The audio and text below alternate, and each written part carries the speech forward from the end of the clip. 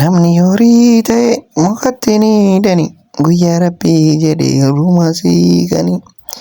Jaalalleetu narraan sena. Bakki sana agartan kun biyya uummata Abbayyaa keessaa naannoo Oromiyaa guddina Booranaa aanaa Taltalleeti. Aanaa Taltallee keessa gandaa Oboqeeti. Gandi Oboqee kunini daangaa Keeniyaa irratti argamtee dukkanaa walitti dhiyaate. Kanaafuu namni naannoo kan jiru waan akka maabiraatii, bishaanii, konkolaataa hin argu. Garuu jireenyuma akkasii kan lafa ho'aa kan keessatti waa galateedha. Waliin ilaallaa jechuudha. Maal jireenya baadiyyaa? Kan kee hin beeku malee kiyya. Na gubee ani shakee na gubee. Amma gargaar fagaannee sila. Wal baruu baannee shakee kuttume. Mani sana si agartan kuni manuma naannoo Booranaa keessa jiraatan. Garnam 8 kee jiraata jechuudha. Garnam 8 kee jiraata. Akkuma isin agartan dheerinna illee dukkoon hin jaalu. Akkuma kiyyaga.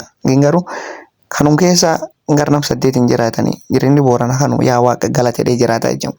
Kan isin agartan jireenya kanuma bakka jireenyi naannoo baadiyyaa keessa waan hedduu nama hubachiisa. Kanaafuu balbala illee inni ittiin cufan balbalum kana jechuudha. Kan isin agartan kan balbalum kanaan cufama. Kanuma jechuudha galgal gisee fuula waan inni dhibiin godhatu hin jiru kanumaan rafa. Fedhii waaqa oliin nama waaqatti abdatee jiraatu.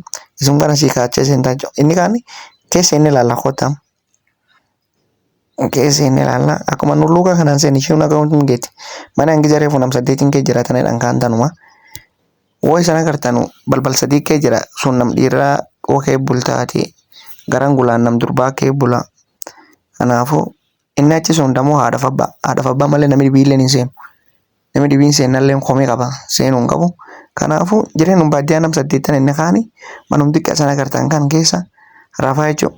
Kanaafuu haala ulluuqoo sun dabarraani namoonni dhibii darbe. Kanaafuu ulluuqoo wanti xiqqaa lafa ciisuun hin dabran haadhaaf abbaa malee seeroof dandeette sun. Aadaa Booranaa keessaa qabatu guddaa qabdi bootaan gullee. Kanaafuu akkuma isin agartanuu mishingaa qamadii yookiin sanyiin kan kee jira kaan ibiddallee waan kan keessa dhaabatanii jiru. Boota ulluuqoo asii ta'an kana teessummaa fayyadamanii kan ga'ullee nu qabattee jechuudha.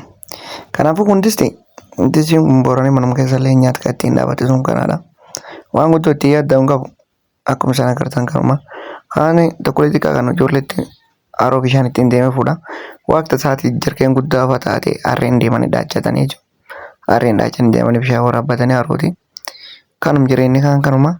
Kaan isaasii agaran kun okole. Okole kan qoraasanii ol ka'anii loonum qaban aannan re'eellee num ittiin elmatanii. Kanaafuu kun okoleen kanuma. Kanaafuu jireenyi baadiyyaa mana keessaa akkanaadha. Kanuma waliin agarree kan gabbaanee waliin ilaallaa jechuudha. Akkuma isin agartan ulluuqum kanaan gabbaataa jiru.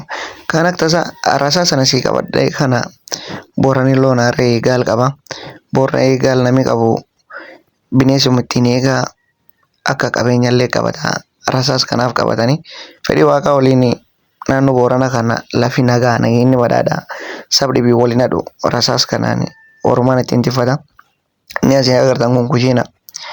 Kushiina kan lakkoofsa sana agartanu nyaata adda addaa as keessatti dhaabatanu sooratee asuma keessatti dhaabatama. Jireenyi kanuma jechuudha. Manaa fi kushiinallee walitti dhiyaate. Jireenyi baadiyyaa keessaa wanti namatti toltu wanti hunda wal bira jira jechuudha. Kaan kaasii agartan kun inni qoqqoob ilmoolee jechuudha. Qoqqoob ilmoolee kana ilmoolee re'ee asii kan dudduuba mul'atu kun olii ilmoolee isa achi naqan jechuudha. Kun inni moonaan kanuma loon qaban sun keessa jechuudha. Kaan inni fuulkina dura kun gombooni waan akka sooddaa galabaa wanti xiqqaa moonum keessatti loona itti kennanu. Kanuma jechuun gomboo. Kaanii moonum xiqqaa sana agartan kana waan ittiin qulqulleessan kaafallee tanuma. Kanumaan qulqulleeffatanii agaranii inni yoo waan hedduullee waltum hodhuuf walum bira jira. Waan hedduullee walum bira argatanii jiru. Kan fuulki dursuun jiru kan itti deemu jiru kun gootaraadhaan. Gootara kan fedhii waaqa horiin booranii waan inni facaasee argatu yeroo gannaa waan akka boqqolloo qamadii xeefii asum keessa jechuudha. Alquuqaallee asum keessa naqataa jechuudha. Kun jechuun waan gisee gannaa argate gisee bonnaa qolaamsuuf as keewwata jechuudha. Kanaafuu akkuma sana agartanu kun gootaraadha jechuudha. Gootara kan keessatti kun laabbootuun xiqqaa sana agartan kan midhaan kee jira agartu midhaan kanaadha. Kanuma waan gisee gannaa bona nyaachuuf gootaraa kan keessa ol keewwatanii jechuudha. Kanaafuu jireenyi baadiyyaa kanuma bakka daandii isaa jireenya kan keessa kanuma jiraata. Haalli booranii jiraata kana yoo iyyaa nagee inni badhaadha.